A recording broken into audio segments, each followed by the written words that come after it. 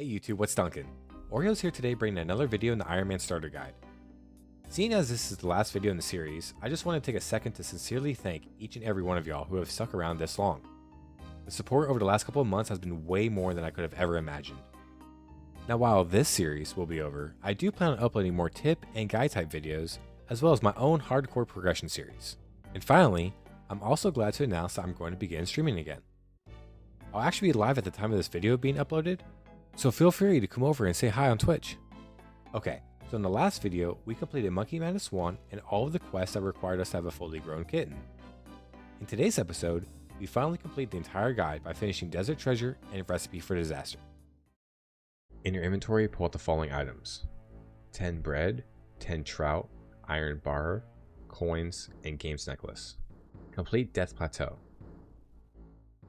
The quest hopper is going to tell you to get a pre-made blueberry special, but you do not need this. Just pick up the Asgardian ale from the bar in Birthrobe and use that as the drink to give to the guard. In your inventory, pull out the following items: air staff and death runes, some food, games necklace, and at least 12 coins. Now complete Troll Stronghold. Purchase 2 pairs of climbing boots from the Sherpa, and when having to fight Dad, save spot in the northwest tile by the gate in the rock.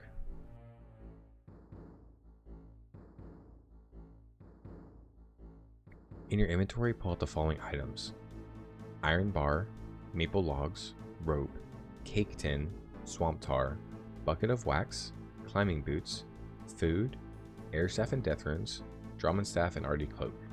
Complete Troll Romance. You can use Fairy Ring AJR and run east through the mountains to get back to the stronghold each time. Also, before talking to Arg, make sure you pray melee, and then once you start the fight, run west and go to the same safe spot.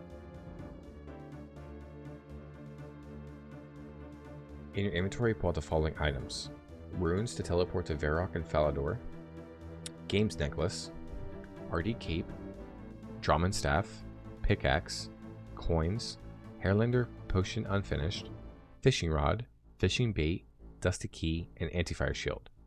Now complete Heroes Quest. You can minigame teleport to the Port Sarim rat pits so that you can get to Port Sarim quickly for the blemished snail and the Antrana steps. In your inventory, pull out the following items: RD cloak, drum and staff, axe, and machete. Now start Legends quest, and then go to the Karazi jungle and pick a vanilla pod along the south coast.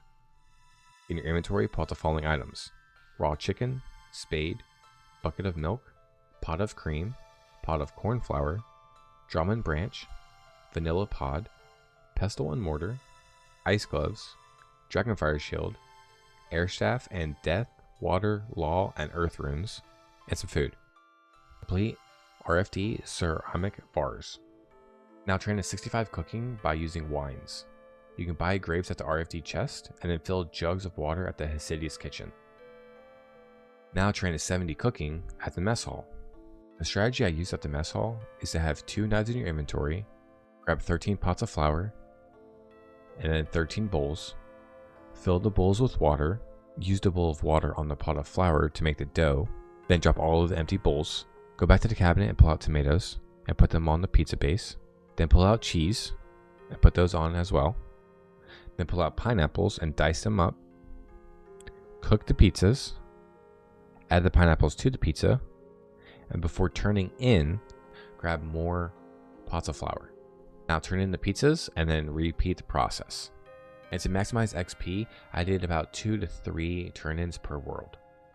In your inventory, pull out the following items: the Gorilla, Ninja, and Zombie Gree-Grees, Monkey Speak Amulet, rope, knife, pestle and mortar, drum and staff and RD cloak, air staff and death runes, coins, and food.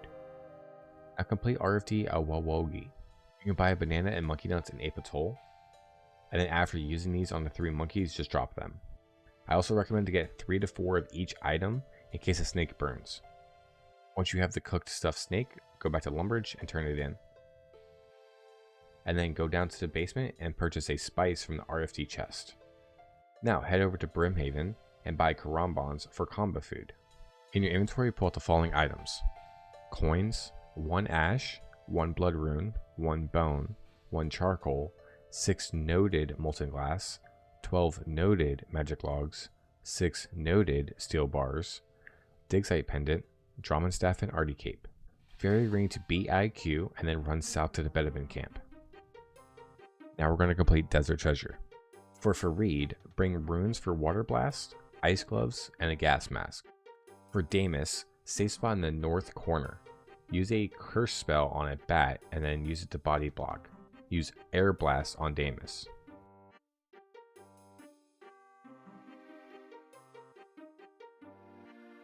For Dessus, you can prayer flick between melee and range.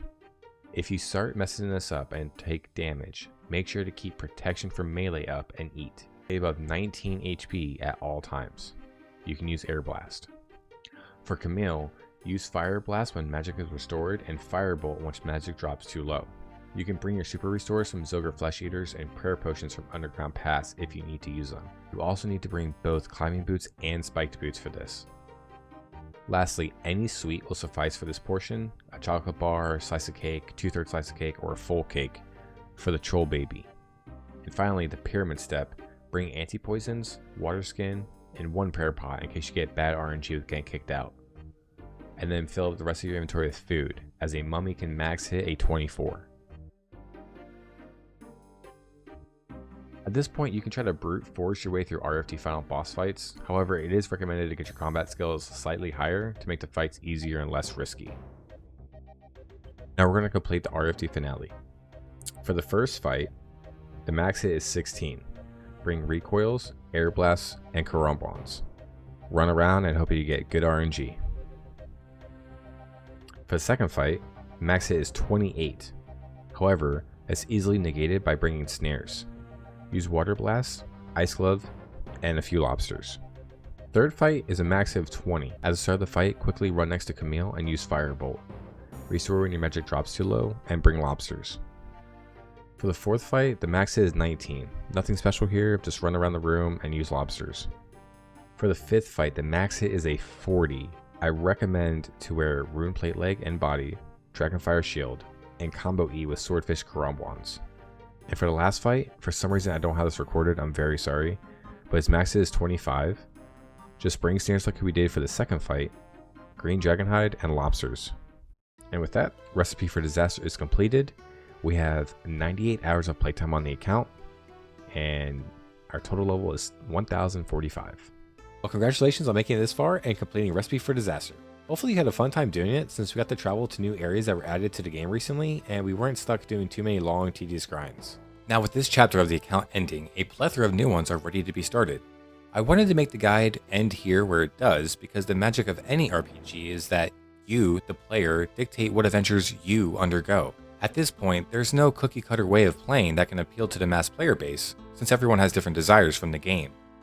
Where the account currently stands, you're in a really good position to continue questing until you've gotten the quest point cape, or you can start focusing on combats and pursue different paths to upgrading your gear, or even continue leveling your skills until you eventually max.